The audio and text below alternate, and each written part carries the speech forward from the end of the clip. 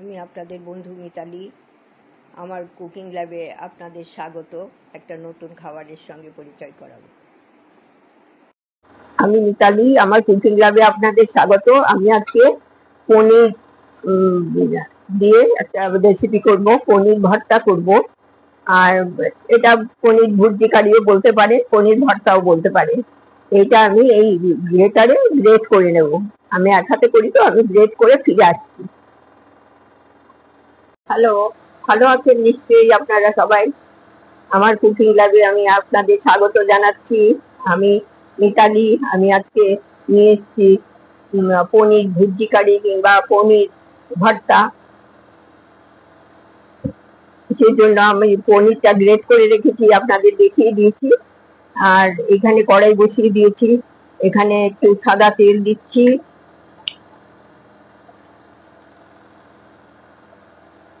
অল্পই দিচ্ছি, আর ওই হ্যাঁ, অল্প তেলেই করি আমি বেশিরভাগ। এক হাতে করি তো, একটু নড়ে চড়ে যাচ্ছে, আপনারা একটু মানিয়ে নেবেন। নিশ্চয়ই এতদিন মানিয়ে নিয়েছেন, এখন একটু মানিয়ে নেবেন।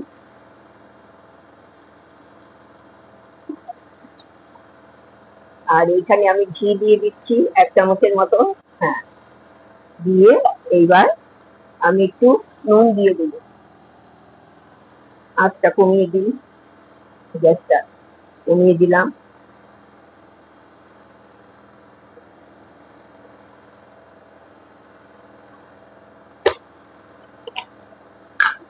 আমি একটু নুন দিয়ে দিচ্ছি, কারণ আদা দেবো তো, ছিটকে আসবে, সেই জন্য নুন দিয়ে দিলাম। আমি এখানে এই 4 চামচের 1.5 চামচ মতো আদা দিয়ে দেবো। আদার আগে আমি ফোড়ন গুলো দিয়ে দিই। ফোড়ন দিয়ে দিলাম তেজপাতা, এলাচ, দারচিনি, লবঙ্গ, এইসব দিয়ে তার মধ্যে আমি আদাটা দিয়ে দিলাম।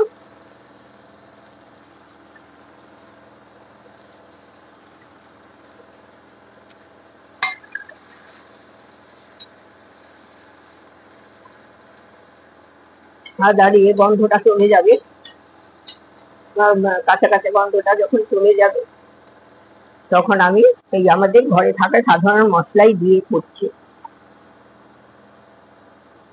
আমি হলুদ গুঁড়ো দিয়ে দেবো অল্প করে, সবই অল্প অল্পই দেবো।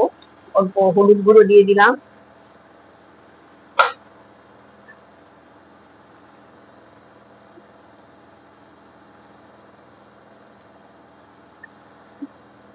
জিরে গুঁড়ো দিয়ে দিলাম।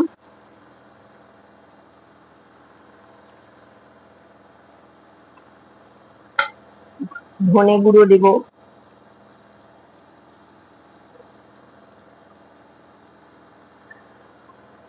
ধনে গুঁড়ো দিয়ে দিলাম। এইবার কাশ্মীরি লঙ্কার গুঁড়ো দেবো,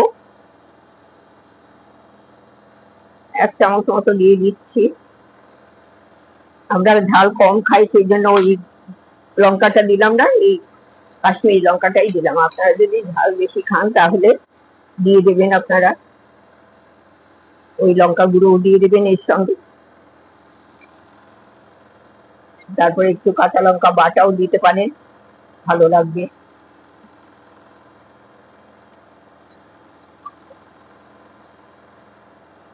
এই মশলাটা ভালো করে কষে নিতে হবে।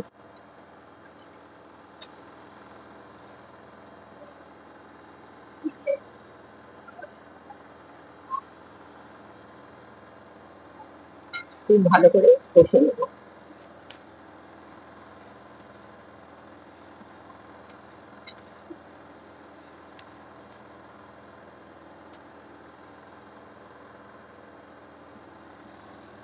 তেল ছাড়া হয়ে গেছে।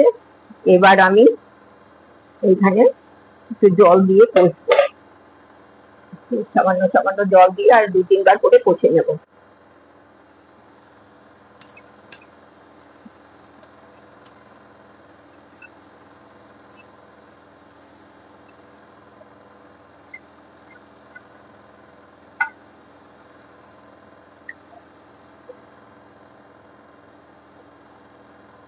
এটা ফুটে আর একটু কষা হোক, তারপরে ফিরে আসছে।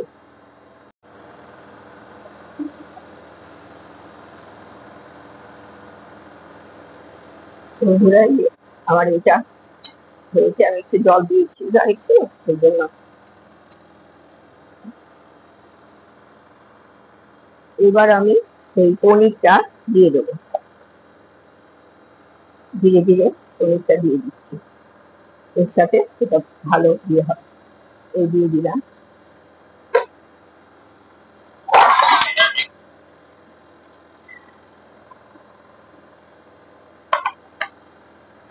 এক হাতে করা খুব মুশকিল হয়।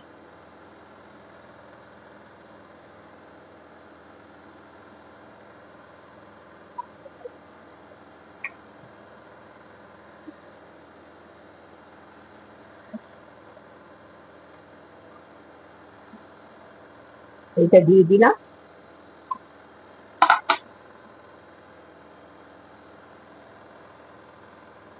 নেড়ে দিচ্ছি।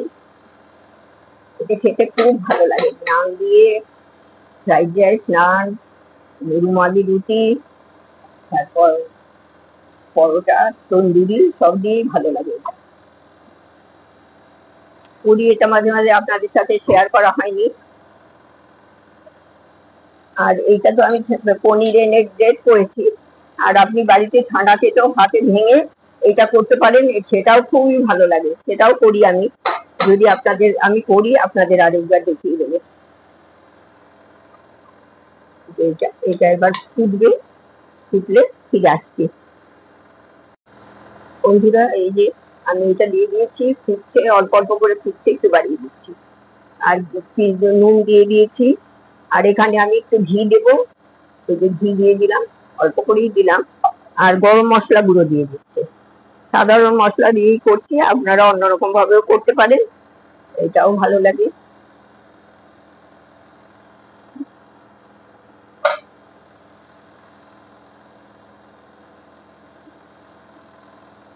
ঘি গরম মশলা দিয়ে দিলাম। এখন এটা কিছুক্ষণ স্ট্যান্ডিং টাইমে রেখে দেবো, তারপরে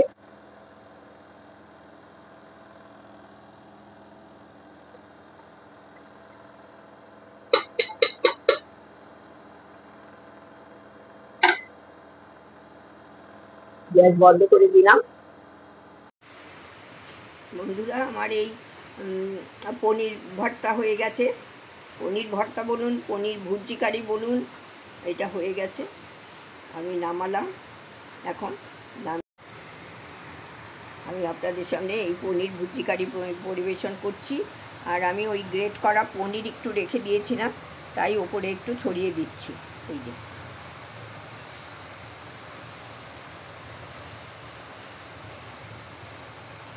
দেখতে ভালো লাগবে। আপনারা একটু ক্রিম দিতে পারেন, আমার ক্রিম নেই, ক্রিম দিলেও এটা খুব ভালো লাগে।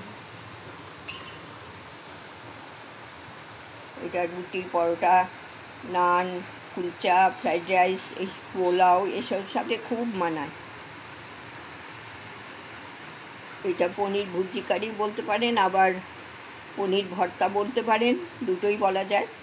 আমি দু রকম, আরেকটা রকম করি, ওটাও পনির ভুর্জি কারি বলেই করি, আর এটা ভর্তা বলে করি। সেটা আবার দেখিয়ে দেবো একদিন। আপনারা সম্পূর্ণ ভিডিওটা দেখবেন, কেমন লাগে জানাবেন। বাচ্চাদের, বড়দের, সবারই এটা বেশ ভালো লাগবে। ধন্যবাদ।